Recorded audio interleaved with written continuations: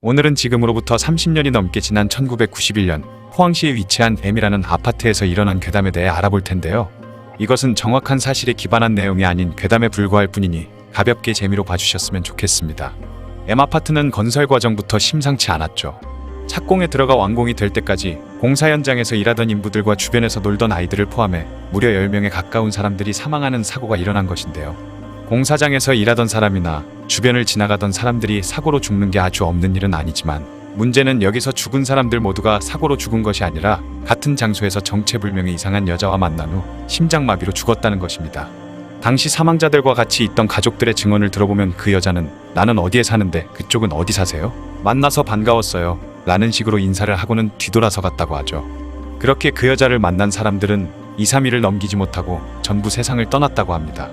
하지만 사망자의 유족들만 의문을 가질 뿐 언론에서는 이 사건에 크게 관심을 갖지 않았고 공사가 계속 진행된 끝에 27개의 동으로 이루어진 아파트가 완공되었죠. M아파트는 위치가 좋고 부동산으로서의 가치도 높다는 평가를 받았기에 사람들은 앞다퉈 입주를 시작했고 그렇게 분양 이틀 만에 모든 입주자가 결정됐다고 합니다. 그런데 불과 3개월이 지난 후 이 아파트의 112동에서 또다시 의문의 사망사건들이 일어나기 시작했습니다. 첫 번째 대상은 바로 112동의 1401호에 사는 신혼부부 중 남편이었죠. 맞벌이를 하는 이 신혼부부는 매일 아파트 뒷산 등산로로 새벽 조깅을 나갔는데 어느 날 부부가 새벽 조깅을 하던 도중 아내가 10m 정도 먼저 앞서 나가 달리다가 남편이 잘 따라오나 뒤를 돌아보았더니 그녀의 남편이 갑자기 허공을 보며 방긋 웃기도 하고 마지막에는 가볍게 고개를 숙여 인사까지 하더니 다시 뛰는 모습을 목격했는데요.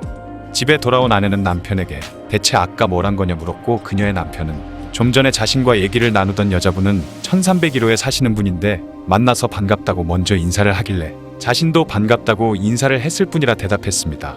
하지만 당시 아내의 눈에는 그저 남편이 혼잣말을 하는 것으로밖에 보이지 않았기에 서로 간에 오해가 생기면서 부부간의 말다툼으로까지 이어졌다고 하죠.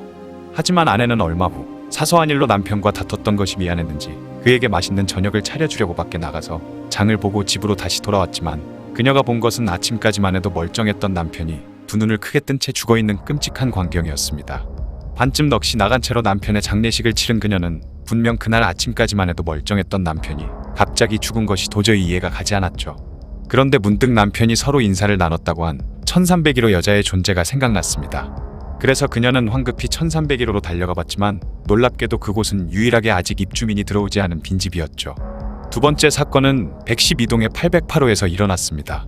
평소 금슬이 좋기로 소문난 808호의 40대 부부는 둘 사이에 아이가 없음에도 늘 웃음소리가 끊이지 않는 화목한 가정이었다고 하죠.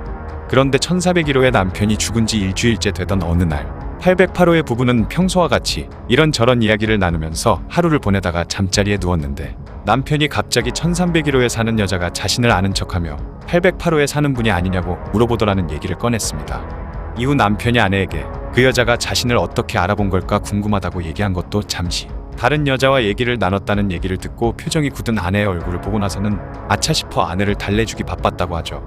그 후 남편은 잠에 들었지만 아내는 왠지 모를 불안한 기분을 느끼며 뜬 눈으로 밤을 샜다고 합니다.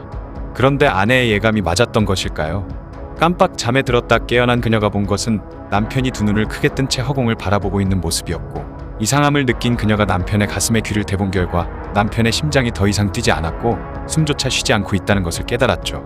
짧은 시간 동안 두 번이나 되는 사망사건이 일어나게 되면서 112동의 주민들은 하나둘씩 겁을 먹기 시작했고 머지않아 사람들이 집을 내놓기 시작했죠. 하지만 이미 주변의 사건에 대한 소문이 퍼지느라 그곳으로 들어오려는 사람들이 없었기 때문에 입주 당시만 하더라도 1억 2천만 원이었던 집값은 8천만 원까지 떨어졌으며 그럼에도 사람들이 들어오지 않자 6천만 원도 안 되는 가격에 집을 내놓는 사람들까지 생겨났습니다. 그렇게 흉흉한 상황 속에서 112동의 705호에서 세 번째 사건이 일어났죠. 그 집에는 한 노부부가 살고 있었는데 자신의 집 중에서 방 한 칸을 어느 시골에서 올라온 학생에게 세를 놓고 있었습니다. 이 학생은 노부부를 마치 부모님처럼 따랐으며 평소 잠이 없는 노부부를 위해 자신이 일찍 돌아오는 날이면 그들에게 노래를 불러주거나 식사를 차려 대접하기도 했기 때문에 노부부 또한 그 학생을 마치 손자처럼 귀여워하며 아꼈다고 하죠. 때문에 112동에서 의문의 여인을 만난 후 죽은 사람이 있다는 소문이 돌자 노부부는 학생에게 낯선 여자를 조심하라고 매일 당부했다고 합니다. 하지만 두 번째 사건이 일어난 지 열흘째가 되던 날 학생이 갑자기 집으로 뛰어들어오더니 자신이 1301호 여성과 만났다며 이제 자기도 죽는 게 아니냐고 울고불고 난리가 났다고 하죠.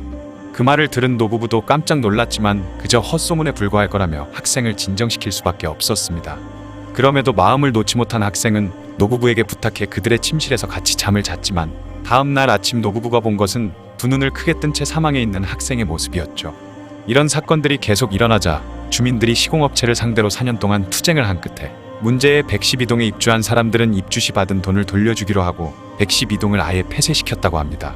도저히 믿을 수 없는 괴담이지만 어쨌든 112동이 폐쇄된 후부터는 더 이상 죽는 사람이 없었다고 하네요.